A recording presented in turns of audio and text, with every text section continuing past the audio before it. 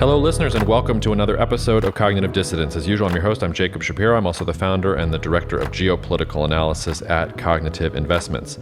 Joining me on the podcast today is David Ripplinger. Dave is the assistant professor at the Department of Agribusiness and Applied Economics at North Dakota State University. He is also the chair of the Bioenergy Products and Innovation Center at NDSU. I met Dave. We were both speakers at a conference in Fargo last month. And as I say in the podcast, I saw Dave go up and give a more bearish interpretation of what's happening in Europe in terms of energy prices this winter going forward. And as many of you know, the podcast is named Cognitive Dissidents. It's a play on the phrase cognitive dissonance. So I always am more interested in having people on the podcast who actually disagree with me rather than who agree with me. But Dave also has a rich knowledge of a lot of different things related to agriculture and energy, and especially biofuels and the energy transition that I was able to ask him about too. So hopefully he'll come back on. In the meantime, thanks, Dave, so much for making the time to come on and for the Northern Crop Institute for connecting us at that event last week. Listeners, please rate or review the podcast if you haven't already. It takes 10 seconds of your time. It is immensely helpful for us. Also, if you want to help this podcast out, just send it to your friends if you think somebody might be interested in it. Otherwise, you can write to me at jacob@cognitive.investments if you have questions or comments about the podcast itself, or if you want to talk a little bit more about what we do over at CI on the investment side. These are pretty turbulent times. So without more ado from me, cheers, take good care, stay warm, and see you out there. Also, listeners, just to note, we recorded this podcast on Wednesday, October the 12th. Our fearless podcast editor, producer Jacob Smulian is out for the next week and a half, enjoying some well-deserved vacation. So this will come out shortly after Jacob gets back. So we recorded this about a week and a half, 2 weeks before you heard it. We try to make things, or we try to keep things current on the podcast, but no way around it. So just keep that in mind if there have been any major changes in the last 2 weeks. The only thing I can think of is I would have liked to have known the US CPI print before we did the podcast, but I think it's going to come in a little hot. We'll see if I'm right about that. So enough of me. Cognitive Investments LLC is a registered investment advisor. Advisory services are only offered to clients or prospective clients where Cognitive and its representatives are properly licensed or exempt from licensure. For additional information, please visit our website at www.cognitive.investments. The information provided is for educational and informational purposes only and does not constitute investment advice, and it should not be relied on as such. It should not be considered a solicitation to buy or an offer to sell a security. It does not take into account any investor's particular investment objectives, strategies, tax status, or investment horizon. You should consult your attorney or tax advisor. Dave, thanks so much for coming on the podcast all the way. I mean, apparently you traveled all the way from Hilton Head to North Dakota just to get into a place to record the podcast. So we appreciate your sacrifice here. Had to make it back to the home studio, Jacob. Listeners, you can't see the home studio here, but there is that a stuffed bison head? It looks more like a stuffed animal. Is that real? It's a wood. It's wood. A wood sculpture. Okay. It's really nice. Yeah. When I finally make it big, it's going to be the full bison mount. But today it's just a little piece of wood. Well, remember us little people when you do make it big, because I need a full bison mount behind my head as well too. Dave, let's dive straight in. People on this podcast know that I'm fairly bullish on the European Union. That I think that the thesis that European civilization is going to collapse because of an energy crisis coming into the winter is a little bit overblown, that at CI we're positioned accordingly. We don't think the sky is falling for Europe. Not to say there aren't very real challenges, but we think it'll be a catalyst for change, and now is a good opportunity. And I ran into you at a conference that we were both speaking at. Was that over a month ago now? Jesus, in Fargo. And you were taking the opposite point of view. So I got your card and said, I want to talk to this guy on the podcast so my listeners can hear the other side of the argument. So why don't we start there? How are you? And, that was a month ago now. We've got a little bit more data on alternatives. Mm-hmm. We've got a little bit more data on weather. How are you feeling about the price of natural gas in Europe for sort of the next 2 to 3 months? Well, getting all the way through winter, I'm very concerned, right? And some days I come off more grumpy than others, and I was a little bit grumpy at the conference. But I am concerned about what's going on in Europe. Again, I think they have and are making the preparations they can make, right?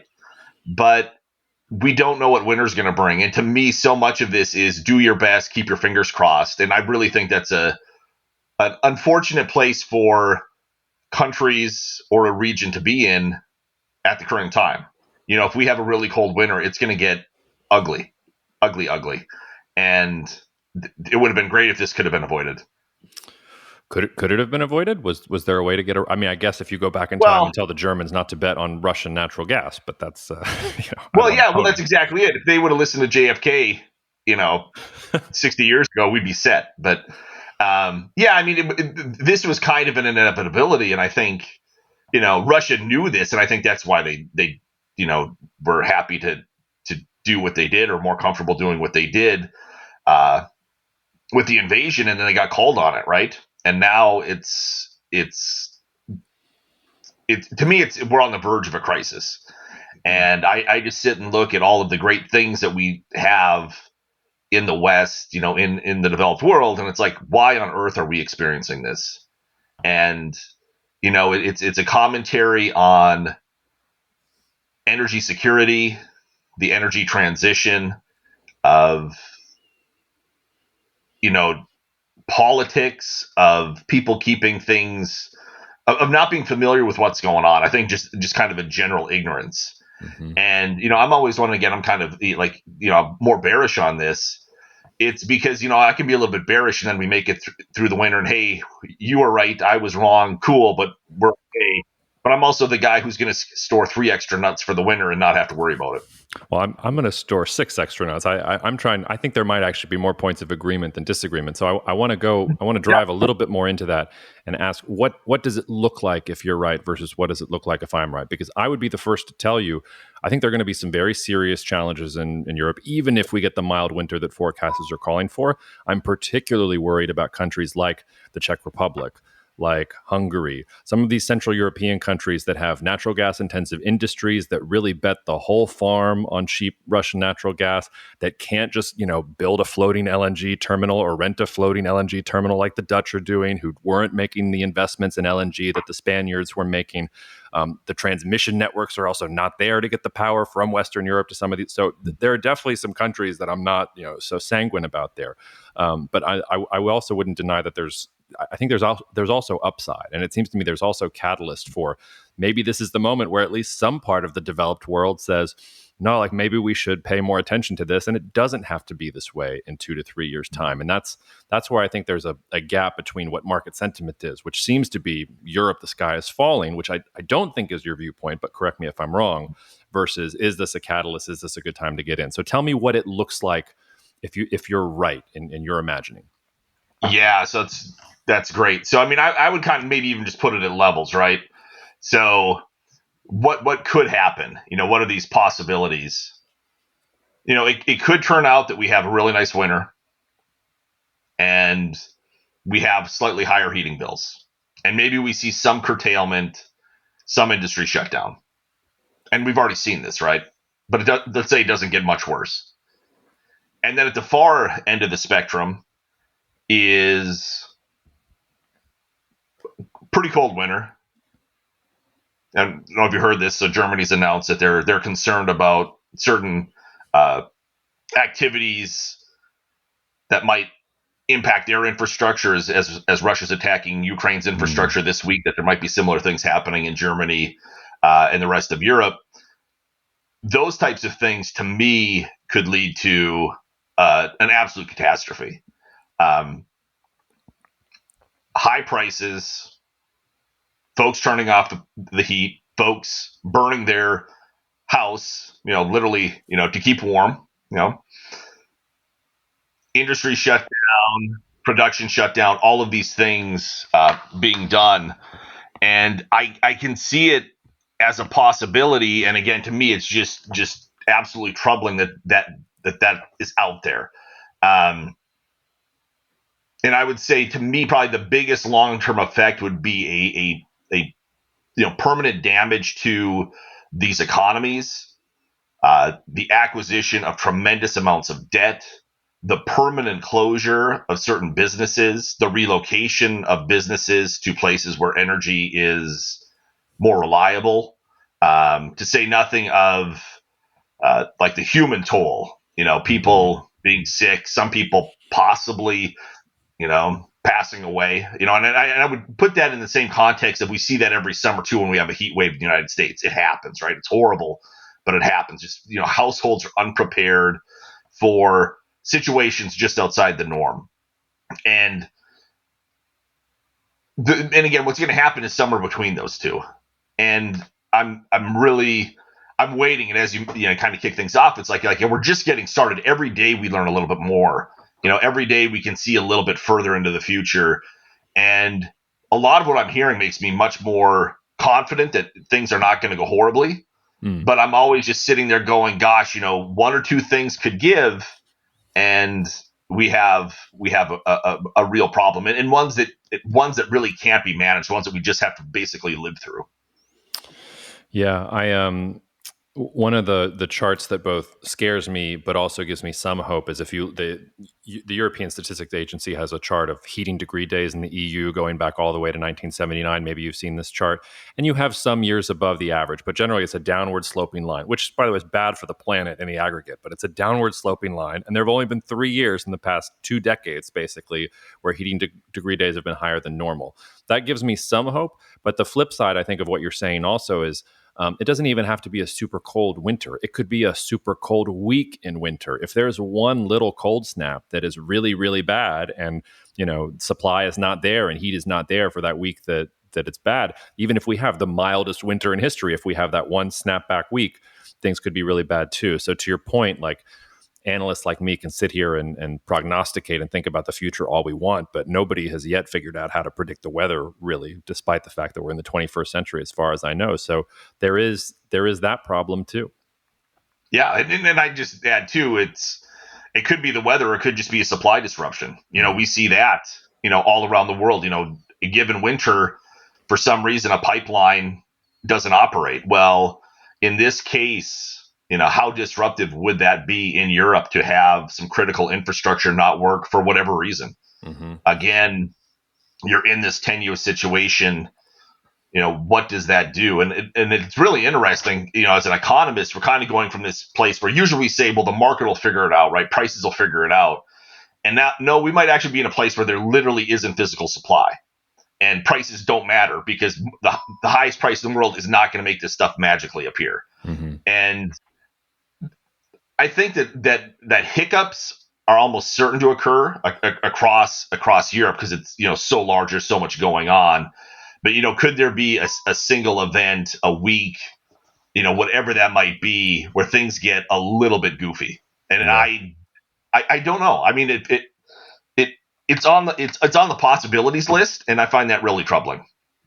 Yeah, I heard a great joke the other day about economists. I'll throw a little friendly shade at you, which was if somebody asks an economist, what were the economic impacts of the French Revolution? And the economist says, it's too early to tell. I thought that one was good. But I hear what you're saying there, and I sympathize with it a bit. But it also seems to me that there are going to be winners and losers even within Europe itself. One of the things that surprised me the most when I started really hacking into this and saying, is my optimism justified, was that, for some of those Central European countries, yeah, like shit's going to hit the fan. But Spain has more LNG import capacity than just about all of the rest of Europe combined. They've apparently invested really well in LNG. And of course, the price of LNG is going up too, because now everybody wants to import LNG. But are there, like, we're talking about some of that demand destruction and businesses moving and things like that.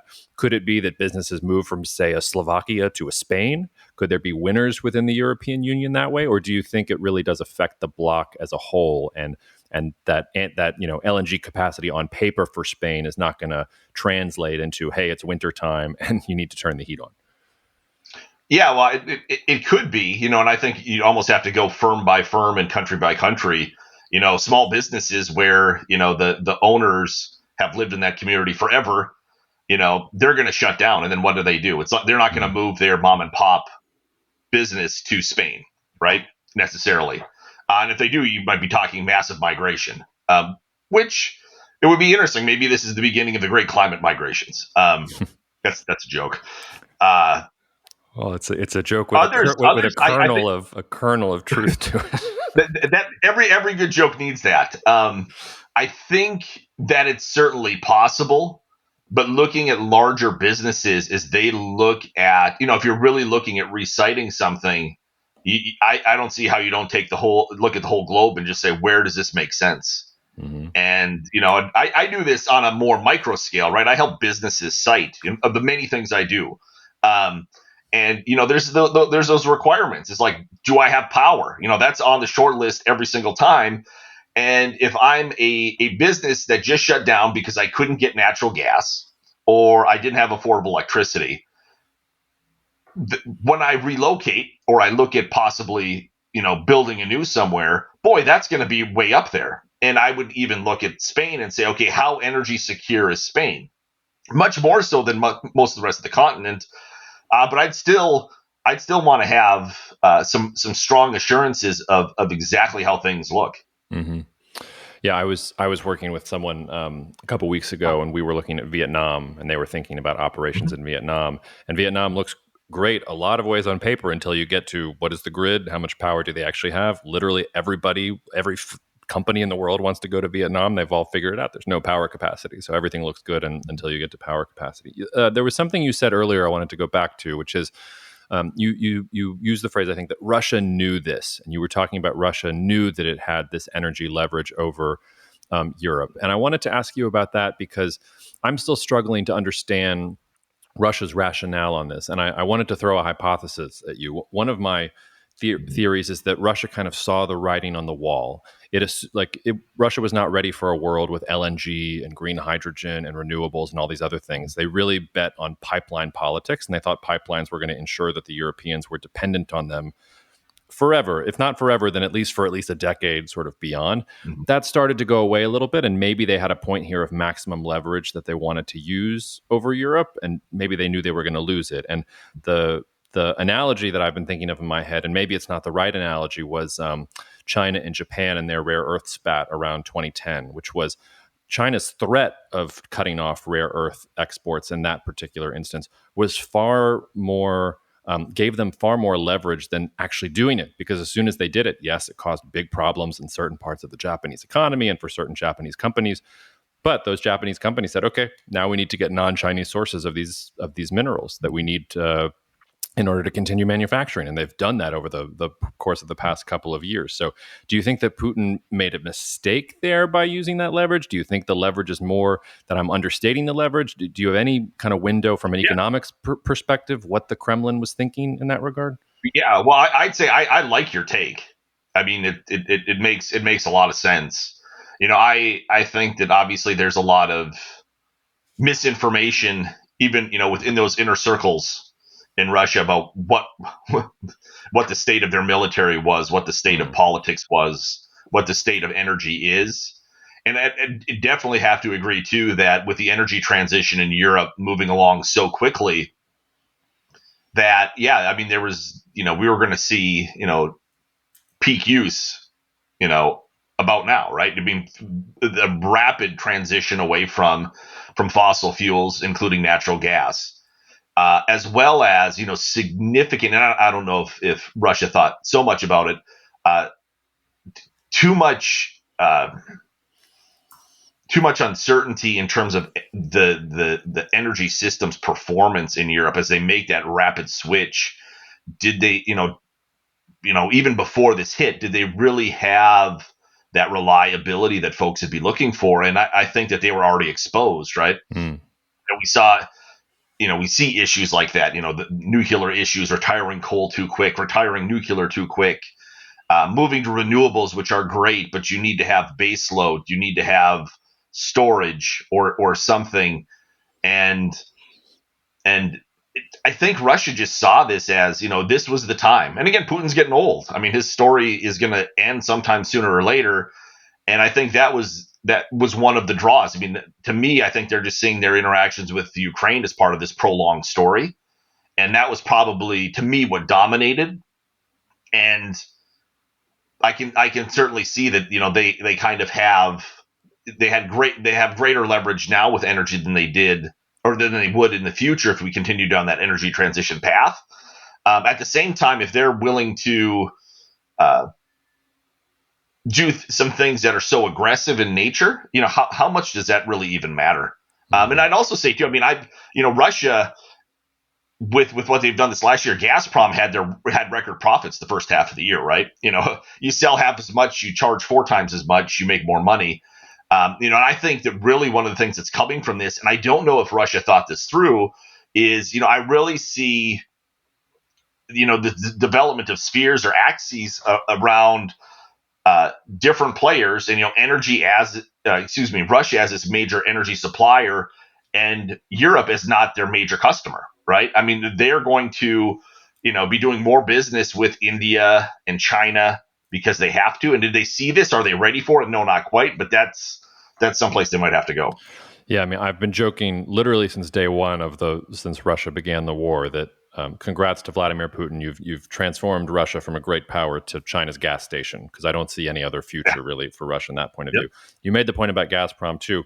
Yes, record profits, but the Russian government has already said now there's going to be new special taxes on those profits so that we can replenish our coffers. That's part of what it means to live in a truly kind of authoritarian state. But be careful with that, because there's threats of taxing the record profits on European energy companies too, as they're experiencing a kind of a flip side of that. That's true. There are threats, but those are democracies, and you have to get that through a legislature. It has to be a law. It has to be a rule of law. Vladimir Putin can wake up tomorrow and say, Gazprom, I would like 20% transferred to X account, and if it's not there, we'll start throwing people in gulags. Are you saying Russia isn't a democracy? That really. I'm pretty sure that Vladimir Putin not only won the last election, but won handily. I mean, that's an interesting point, because I keep in touch with a fair number of Russians, and I don't think none of them would tell you or bat an eyelash at the idea that they know they're an authoritarian regime. They consider it a part of their political experiment. It's the Chinese analysts and contacts that I have relations with, that if I say, oh, she's a dictator and authoritarian, this happened to me at a conference once, actually. I called she a dictator at a conference, and one Chinese analyst followed me around for the entire day trying to debate me on what is an authoritarian, why she isn't an authoritarian, blah, blah, blah. Anyway, we don't have to go down that rabbit hole. But before we look at the flip side of the gas situation and some global impacts, I mean, fertilizer, I know, is one of the industries that's going to be most affected, and I could ask you, where's Europe going to get its fertilizer imports from? But what are the industries or the companies or the areas that you're most concerned about, where you don't think you don't think Europe can really just source alternatives that easily? Yeah, I mean, if we're looking just on the industrial side, so who are those heavy users of natural gas, those heavy users of power? And one of the nice things we've seen just in general is, we're moving towards an economy where heavy manufacturing isn't necessarily what it once was, and doesn't have to be. For natural gas, I mean, going to fertilizer to me is the natural. I mean, you need energy to make it, but of course, with nitrogen fertilizer, natural gas is the feedstock. And, just looking at what prices are and could be makes you wonder, how much nitrogen fertilizer manufacturing there's going to be in Europe in a year. And we've already seen, shutdowns, if not, getting on the verge of permanent mothballing. Heavy industry just in general, things like steel. How do you get around that? I mean, if you're paying a lot for power, and you have to bid that to get it, that's tough.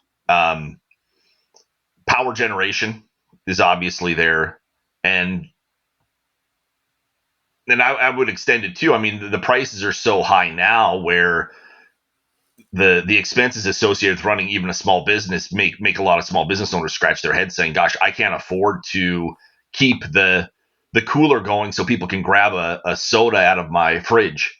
I've got to get rid of that old fridge. It's energy inefficient. I'll never make enough money on it.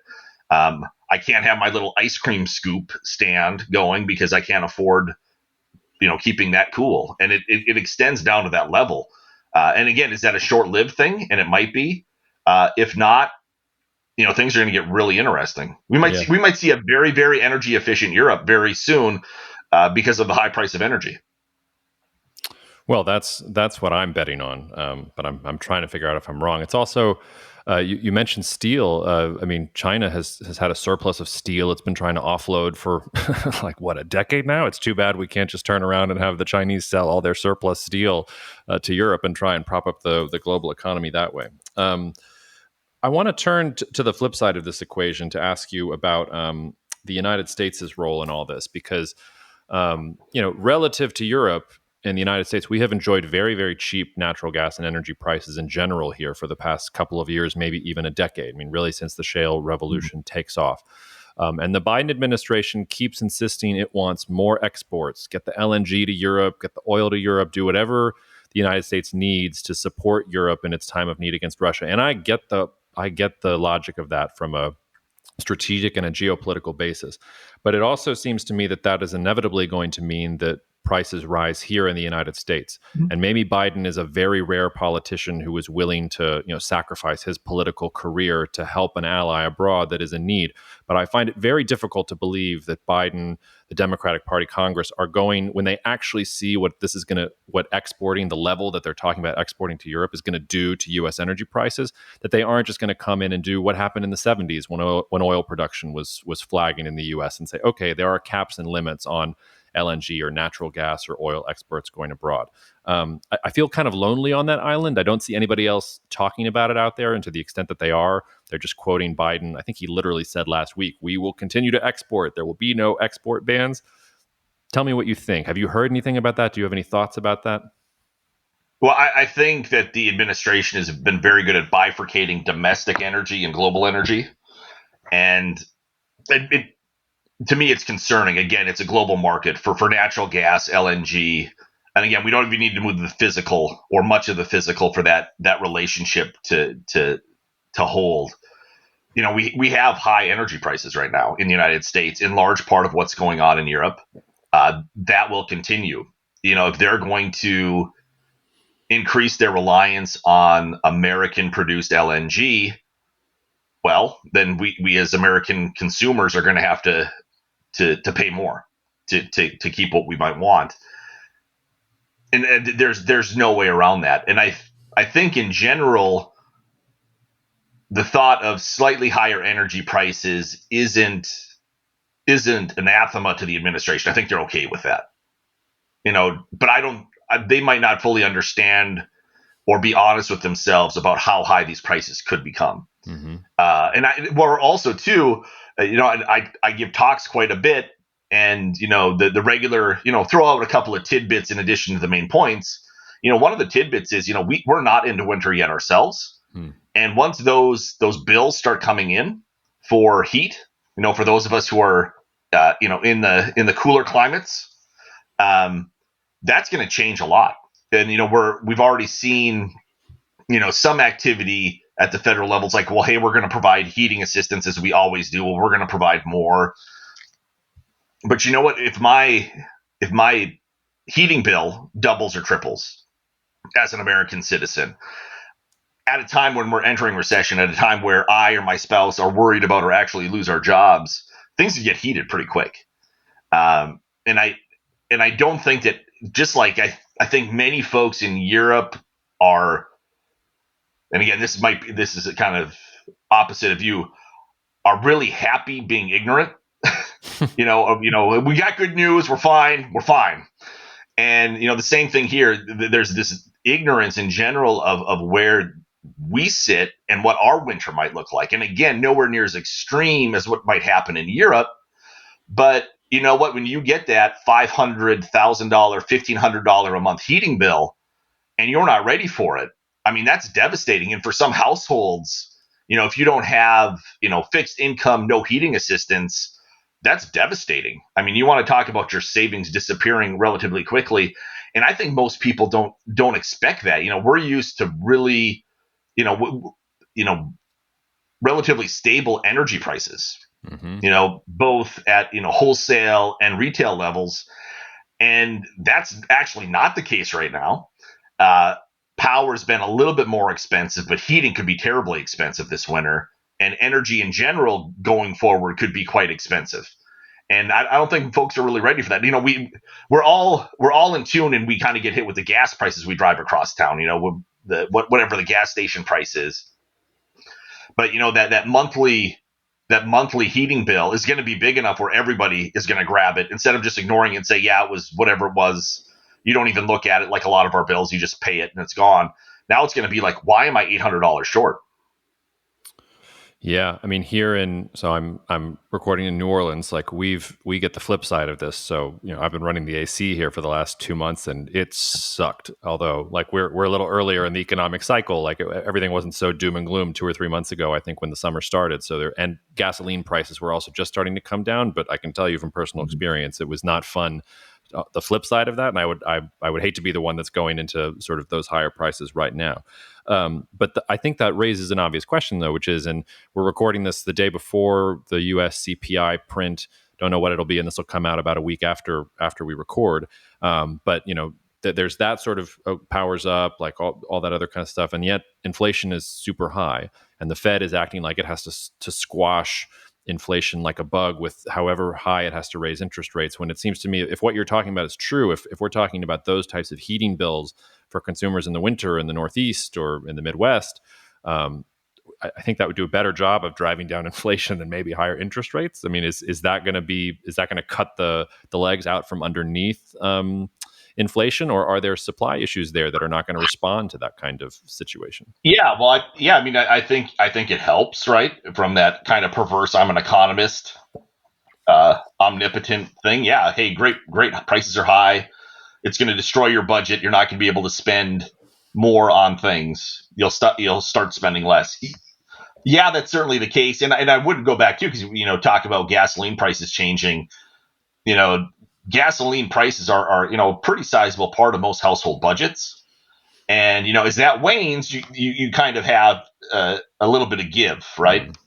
And then it's only certain households, by geography and by weather, is going to determine what the actual energy use is for heating and cooling. And both of those could be significant. But yeah, I mean, if I'm writing a check for $1,000 for heating in the winter, yeah, maybe I'm not going out and buying, 2 new TVs. Who knows? I don't know what people buy if you have an extra $500. Well, apparently during the pandemic, people were just buying Dogecoin. I can't tell you how many of my friends were like speculating in crypto markets. And some of them did really well, right? Mm-hmm. That one. But it's interesting to me that we're entering this time, and yeah, we're both awash with money and terribly short on money, and there's so many folks I think who are doing really, really well that even as we're almost certainly far into or on the verge of recession, and for many of us, we're not feeling it at all. And to me, that's really troubling, because we have people now who are struggling significantly, in large part because of energy prices, gasoline specifically, through now, could have a terrifically difficult time through winter. And it could be that 70% of the economy, 70% of the people in the United States, we don't even notice, right? It's like, well, that's what that is. I did well last year. I make a lot of money. To spend $1,000 on my heating bill is not a big deal. But for some, it's make or break. And I think to me that's really troubling. And it's also, I mean, it's commentary on the interconnectedness of economies around the globe, right? Of all of these markets. We're in large part, so much of this is being driven by what happened and is happening in Ukraine. And most consumers aren't going to think about it that way. They're going to see, gosh, this is a high energy price, and they're going to have whatever their preconceived notions of why high energy prices are and who the bad guys are. They're going to blame them. So they're going to wag their hand at the administration, or they're going to wag their hand at fossil fuel companies. And we'll just see how all of this pans out. And really, in many cases too, we're going to have like a European winter light over here. In many cases, for those of us who live in northern climates. Yeah, I could get on a soapbox about that, but I'll resist for a second at least. Why do you? Well, let me rephrase that question.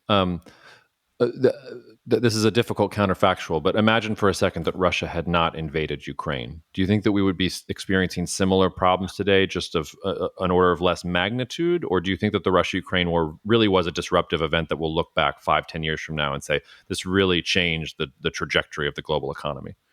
Yeah, I mean, to me, I think it's a shock on par with with OPEC actions in the 70s, right? I mean, it's going to fundamentally shift energy globally. And that's not to say that there weren't a lot of things underway. I mean, the energy transition, is underway regardless, right? And this changes it. We would have had, remember COVID?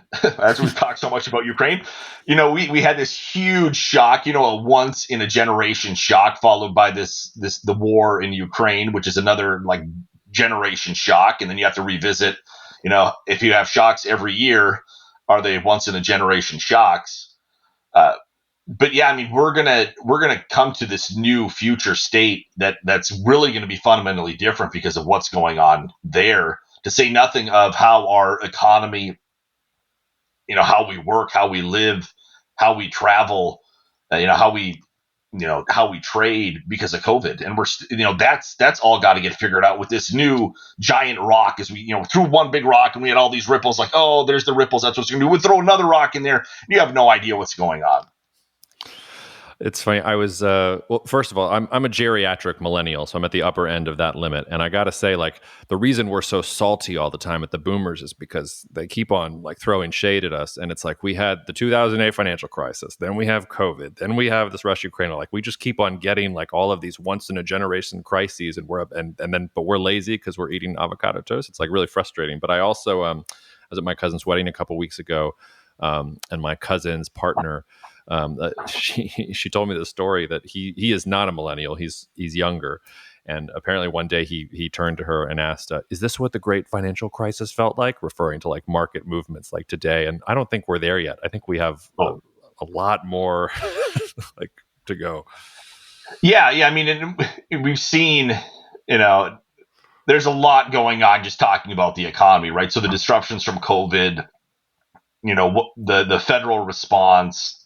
The Federal Reserve's response, changes in trade, supply chain disruptions, massive increase in the money supply, and now we're gonna, the Federal Reserve is going to try and cure this with high interest rates, and almost certainly cause a recession if it hasn't already.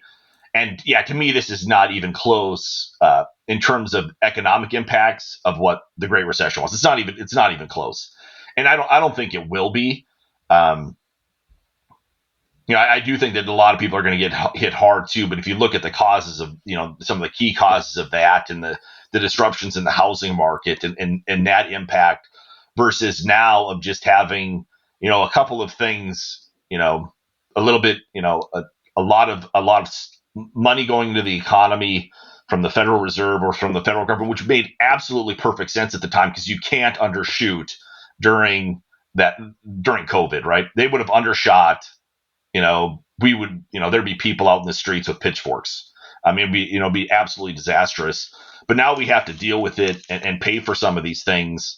And we're going to pay for it with inflation, high energy prices, and recession. Well, and the real mistake was that we didn't, the Trump administration was cutting rates sort of late stage of the cycle. So we really, like, when we actually did have a crisis, like, we had just barely started raising rates, and even the White House was kicking and screaming about that. So, I mean, we had that kind of, what was it, 12 years of largesse. And then when we actually needed to throw the stimulus bazooka at the system, we did. But to your point, we were already fat on cheap cash. Yeah. Yeah. And a lot of people have really enjoyed that. And what's interesting too is those people who, when we're talking about, they're wealthy, they're already wealthy, they're more wealthy, that helped them, generate more wealth. And they're also the folks that, as we enter recession, aren't the ones who are actually going to take the personal hit, right? They're gonna see their quarterly statement, say, oh gosh, I lost X. Where to solve this, it's that person who's going to see this heating bill and lose their job and hopefully keep their house. Who are going to have to pay the price for this at the same time. And if we wouldn't have done what we did with the COVID response, they probably would have been in that same spot, and most of the rest of us would have been in pretty dire straits too. But it's, it's time to pay the piper, and the folks who end up paying that tab as usual are lower income folks. Yes, and theoretically, they will express themselves at the ballot box in the next couple of elections and probably elect politicians who are more open to redistributing wealth and taxing the folks that did super well. There's a political consequence to all of that wealth generation at the top income brackets. Yeah, no doubt. Let's get a little more granular before I let you go. I'm going to take advantage of your expertise here and ask you some questions about a topic I'm trying to get smart on, but would not claim to be smart on yet. And hopefully, my listeners will appreciate it. We've talked about the energy transition a little bit. Let's dive a little bit more in, and I wanted to dive in specifically to things like biodiesel and organic fuels and sort of things like that. I think most of my listeners probably have some vague sense that they go to the gas station and 10% of gasoline comes from ethanol. If you drive across our country, you see lots of corn. Like, it's not all eaten. Like, a lot of goes into energy production. But I thought I just might ask you sort of what from the biofuels perspective, what is changing? Because we hear about EVs, we hear about hydrogen, but I think this story, really outside of a very small agricultural niche community, is not getting talked about much. And I wanted to just offer you a softball and say, knock that out of the park. Tell us what's going on, sort of the lay of the land with biofuels and what's shifting in that part of the energy matrix. Great. So now when I whiff, it's going to be extra embarrassing. Yeah. So, I mean, there's been a lot of attention to biofuels in the last 2 years, a tremendous amount. Climate is of greater importance. Energy transition is of greater importance. And so, we've seen a lot of new investment attention going towards new types of biofuel, as well as, supporting existing ones. We have high energy prices. And so that high energy prices includes the price of bioenergy. And so in general, it's been a nice place for producers to be. We also have really high commodity prices for agricultural commodities, which is good and bad. Farmers are making a ton of money, in part because there's demand for biofuels. There's also just demand for food and vegetable oil and the like. The biggest thing that's been happening in the biofuel complex in the last few years is renewable diesel. And that's really a big deal. And talking about the interconnectedness of food and energy and daily life, renewable diesel is part of that story. So this is renewable diesel important is not biodiesel. Renewable diesel is a drop-in fuel. So it meets the diesel spec. So I can put it in the same pipe, the same engine, the same tank, and it'll behave as diesel because it is diesel. Biodiesel is a little bit different. We use the same input, so we use vegetable oil or fat or grease from an animal to make either biodiesel or renewable diesel. But renewable diesel is really tough to make. I basically put it through it's hydrotreating, petroleum industry type process.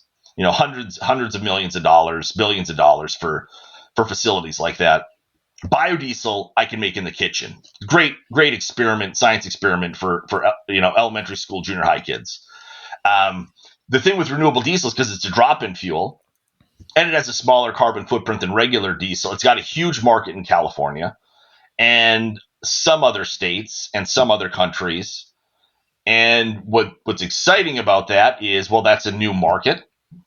What's frightening about that is that the expected growth of that industry could consume every drop of vegetable oil we produce in this country. And yeah, and then some, right? And that's today based on just current projections, right? And that's fantastic. But some people use vegetable oil for food, right? Like all of us. It's one of those things where go find a manufactured food product and try not to find salt, sugar, or soybean oil in it. Right. It's just part of our food system. And we're going to have to find some balance here between oilseed production and biofuel policy and biofuel use. And that's really exciting / troubling. In this case, I do wear my optimism hat saying, gosh, well, I guess, the American farmer has to show up and produce a lot more oil for this new use, in addition to maintaining the demands of our current customers, knowing that those current customers need it. We need energy, maybe not just vegetable oil. Maybe we want to have some other nutrition in with just the energy. But as this plays out, it's going to be really interesting to find how that's sliced and diced, knowing that we could never, fully replace diesel fuel, just like we can't fully replace gasoline with biofuels. So it's like, how far can you go? And how much as a consumer am I willing to pay for food or food ingredients like vegetable oil versus someone who has to buy a product or is incentivized to buy a product because of government policy? It's really interesting. Again, I'm a cook, right? So I cook for the family. I got 5 kids. And I live in this biofuel space, but holy smokes, I knew instantly stuff was up as the price of vegetable oil was going up, because I don't buy it, by the quart. I buy it by the 5 or 10 quarts. Yep. And it's there. And again, if you think me, I'm just some guy and I've got a pretty good income and I use it efficiently and it has value to me. But then I think about the food manufacturers of the world. This is a tremendous increase in their input costs. And eventually things are going to give. And I think about that broadly, where we're going to see reconfiguration of a lot of different products in terms of how they're made. We're going to see a difference in the crops that we grow. We need more vegetable oil. We need to meet the demands of consumers buying food. And then we also need to step back, just like in the case of Ukraine, is think globally now. So we've made vegetable oil really, really expensive. Soybean oil is not used in all parts of the world, but all of these different markets for palm or whatever, they're all connected. And so as soybean oil prices shoot through the roof, palm comes along for part of the ride. Yep. And, what does that mean to hunger globally? And you get back to the food versus fuel thing, which is kind of it's a tough topic. I think that agriculture and energy did just fine with the corn ethanol build out, with the biodiesel build out. The renewable diesel build out, I think will be okay, depending on how policy is structured. But you are talking about using significant amounts of a food ingredient for fuel. And how that's going to turn out for the American consumer, just like it is, with higher energy prices. Most of us are just going to pay. Some of us don't even notice, but some of us will. Mm-hmm. And some folks in other parts of the world where, they spend 25% or more of their income on food are going to see that increase as absolutely crushing. And that comes at the same time. You can even extend it. Well, acres can be used to produce different crops. We've seen an increase in the price of almost all agricultural commodities for a variety of reasons, but also because of this. And, we have to worry about what that might mean to folks who have low incomes, especially in other parts of the world, who need basically, and at the least they need is calories. It'd be great to get nutrition to them, but at the least they need is calories. What, forgive the ignorant question, because this all roads seem to lead back to Ukraine here. I'm thinking about sunflower oil too, because Ukraine was something like 50% of the global sunflower oil export market. Is that an opportunity in the United States? Is that, or is that not a good use for it? Yeah, so it's a great idea. So again, there's a lot of different oil seeds. Soybean oil dominates in terms of volume. Sunflower oil, and we do produce a lot of sunflower. Actually, North Dakota is, the number one sunflower state. We actually duke it out with Kansas. So it's a real point. We always kind of like sneer at each other from opposite sides of the street when we're walking in terms of our sunflower pride. But yeah, sunflowers are really interesting. Other oil seeds are interesting, but talking specifically about sunflower because it's such a high yielding crop for oil. So soybeans we grow actually for the meal, for the protein, and the oil traditionally has been a co-product. It's great. It's found a place in biodiesel and especially, as a food ingredient. But if we're actually looking at just oil per acre, it's not the best. And, as we see this shift in relative prices between soybean meal and soybean oil and oils and sunflower meal, it gets pretty interesting. That being said, and having conversations with sunflower folks just last week, sunflower has certain characteristics that are much higher value to a food manufacturer. And so their thought is you don't want to ruin that. And they didn't bring up the point. You don't want to jump into the food versus fuel thing if you don't have to. You want to avoid that at all. but they recognize that sunflower oil sells at a premium, a significant premium to soybean oil because of those characteristics. Why would you want to go compete with this lower value product? And during that conversation, I mentioned I give a talk pretty regularly, and I have this little triangle, and at the bottom of the triangle is products where there's a really big market but really low margins, and at the top is a really small piece, and there's really big margins, but it's a small market. And so we have fuels at the bottom, right? Fuel is a chemical cheap enough to burn, then feed, then food. Well, you don't want to have to go from food down to fuel unless somebody's forcing you to. And so a lot of the food ingredient folks, the sunflower growers, are going to do their best to avoid that. At the same time, I look at it and say, I don't know if you guys realize how big these markets could be. And if they're ready to swallow up everything and you're part of everything, they're coming for you. And again, it would still be, profitable for those growers.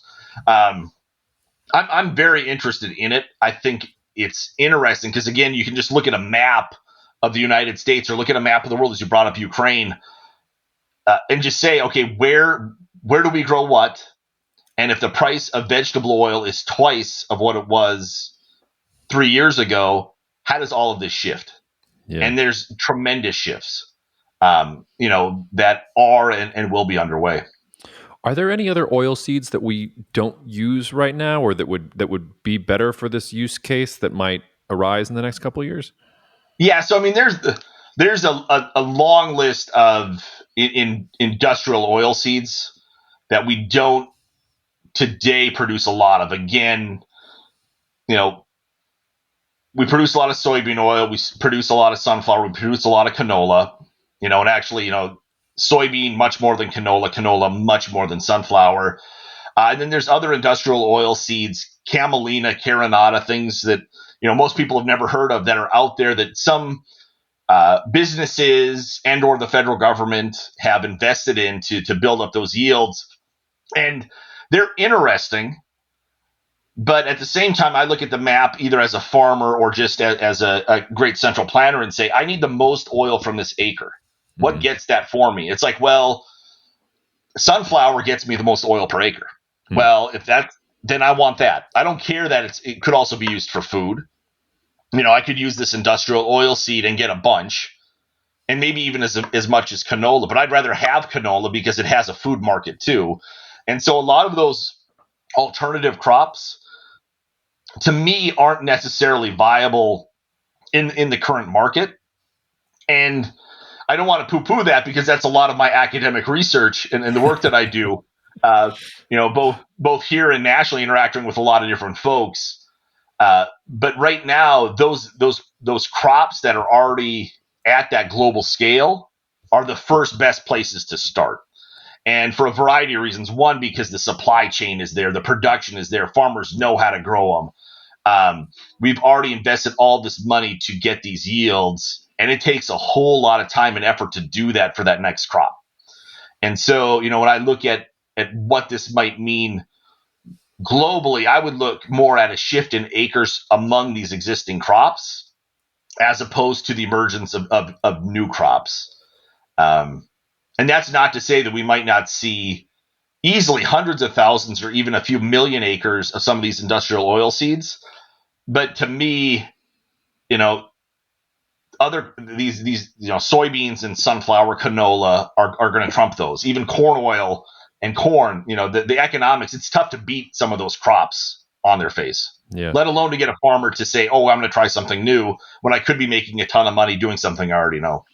Getting farmers to try something new, somebody who grew up on a small farm, I know how difficult that is. If we zoom out a little bit, it seems to me that for centuries, it's been difficult to be a farmer. We keep driving food prices lower and lower yields on less and less acres. It seems to me like it might actually be a good time to be a farmer, but I hesitate to say that because we always seem to find ways to drive food prices down even more or to increase yield even more. Every time a Malthus comes up, there's some technological innovation that makes that figure look stupid. And And aside from the fact, I know that inputs are up for farmers and that is a little disorienting, but it seems to me that in general, if we're moving away from globalization, if we have these spheres of influence where different rivals are going at each other, it seems to me like it's a good time to be in sort of the agriculture world, and even to be the guy who's actually there on the ground. Tell me if I'm wrong or not, or tell me if I'm being too sanguine. I'd agree with you for a variety of reasons. I mean, during recessions, agriculture does really well. During periods of inflation, agriculture does really well. During energy shocks or food shocks, agriculture does really well. We have all of those now. It's interesting, if we look back prior to COVID, there were only a few what we call golden ages in agriculture. And one of those actually happened to last from about 2006 to about 2012, which was when we had this build out of corn ethanol. We had a massive increase in exports of soybeans to East Asia. And for a lot of us, we thought, wow, that was great. And now we're going to go back to normal conditions, which means economic profits of zero. Farmers can still do well generally, but it's not this heyday where a guy like me could have made a living farming. Right now, things look as good, if not better. And again, it's because we have all of these things happening that are all advantageous to production agriculture. And that's not to say that if I don't go to the local cafe, that every farmer isn't going to complain about how much it costs to put in the crop. They're also not going to say, and I made $7 million last year, right? They will complain about the price of fertilizer, which is off the charts. They'll complain about the price of rent, the price of fuel, the price of seed. They always do. But in general, this is a really great time to be in agriculture. And I would expect that to last for quite some time. And I always like using historical analogs. If we go back to the 70s and we think about OPEC and we think about the Russian wheat embargo and all of those things, that was one of those times where American agriculture was absolutely clicking. And there's a lot of similarities between that time and today. And so I would actually, say, how is it different? And what might that mean to this not being another golden period for American agriculture? And it also makes me kind of kick myself for not buying farmland last spring. Well, I'm kicking myself too, but trying to decide if there's still time to ride the wave, or if you're in, because I mean, if you get towards the end of the decade, very easy for me to craft a scenario. And when I give talks, I usually say, like, imagine the end of the decade, energy is probably going to be disinflationary. We're probably not talking about rising energy prices once. I mean, we're going to have some pain to get there, but by 2030, just the growth in solar and wind and all those other things are going to start eating into current demand in a way that they aren't able to right now. Inflation and all those other things are sort of harder to say. But I mean, what happens? Well, let's rephrase the question.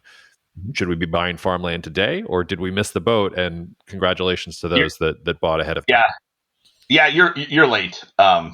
If you ever think it's a good idea and you hear somebody else say it was a good idea, you're probably late.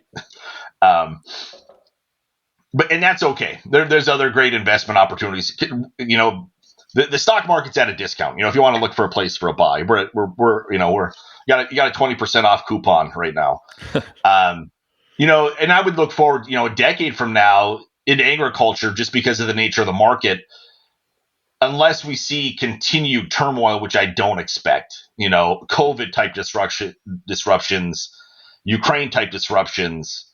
In 8 years or so, we should probably be back to this place where there's probably, there's going to be crashes. There's going to be busts in agriculture because folks got too big, too inefficient, made some risky moves that didn't pay off, just like we did in the 80s.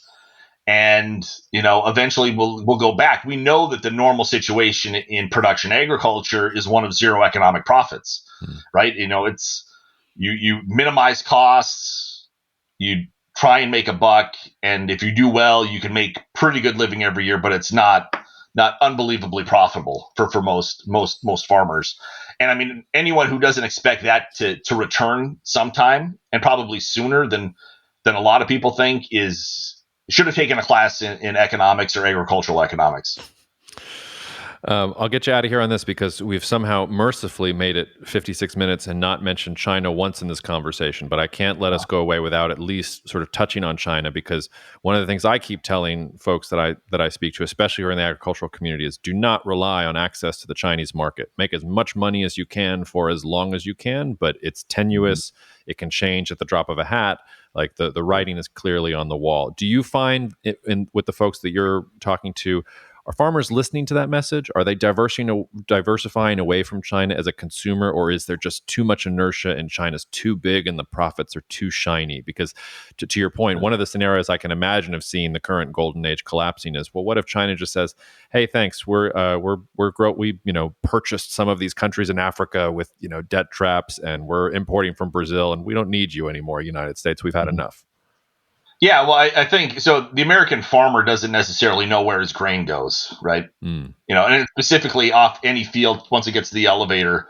In general, we've been exporting a lot of product to China, but that relationship has always been really tenuous. Them canceling orders for various reasons, and always with justifiable reasons, but always at times where it was economically advantageous to them. Oh no, this is a GMO load of corn. We have to stop importing corn for quite some time. Well, is that because of these other reasons? Them entering these markets and then disappearing. To me, that's not how I would want to have a business. And I think that to me, there's really two issues going on.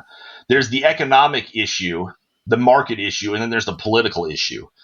And I think that we should be happy to have China as a customer, and be ready for them to leave the market, or even for them to reject shipments, because they have that history. That is their track record. And then I would also go further and say, politically, how, and this is not just agriculture, this is economy wide. How much do we want our economy ingrained with their economy? How is that helpful to us? What weakness does that put us into when that doesn't necessarily have to be the case? We might make a lot more money, but you could put yourself in a position, maybe not as completely staggered as Russia and Ukraine, but you have this interdependence. And all of a sudden, if we need their markets for our goods, or we need their goods for our markets, we put ourselves in a position that isn't ideal. And we've enjoyed this relationship with China for decades now.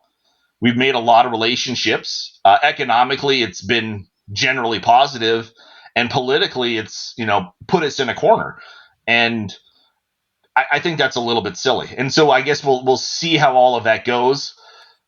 No matter what, on any given day, everybody on Earth has to eat or wants to eat.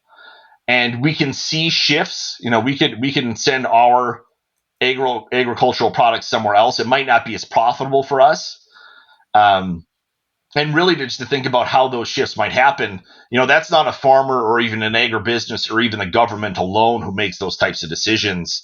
But thoughts about that to me are really critical. That food security issue, or that economic over dependence issue, are things that I think that we've been happy to ignore it for too long, and you can't help but at least be skeptical in normal times. And now when we see what's happening in Europe, you can't wonder how we've ever let any of these things happen in the first place.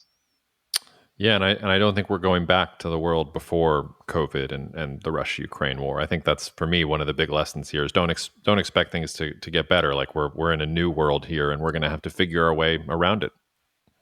Absolutely. Yeah, and I mean, that's one of the fun things we get to do. We can figure this stuff out. All right. Well, Dave, this was great. I hope you'll come back and help us figure it out in future episodes, because I enjoyed having you on. Maybe you'll be in New Orleans at some point, or I'll be back in Fargo. But in the meantime, next time I talk to you, I hope the bison has gotten much larger. So. We'll see. We'll see. I'm keeping busy, and I would love to come down. It's going to get a little cool up here in a couple of weeks, so I'm always looking for an excuse to go someplace warm. Well, come on down. Although I think I'm supposed to be in Minot in January. I've made them promise to take me ice fishing, so we'll see if they actually follow through, because I wanted to experience it like the natives. But I don't know. I spent 5 years in upstate New York. I should be able to handle it, but we'll see. People from upstate New York say things like that. Bring a hat. Shout out to Leslie Ross for making me a warm wool hat that I'll enjoy on that trip. So, Dave, thanks so much. We'll have you back on soon. Cheers, man. Thank you so much for listening to the Cognitive Dissidents podcast, brought to you by Cognitive Investments. If you are interested in learning more about cognitive investments, you can check us out online at cognitive.investments. That's cognitive.investments. You can also write to me directly if you want at jacob@cognitive.investments. Cheers, and we'll see you out there.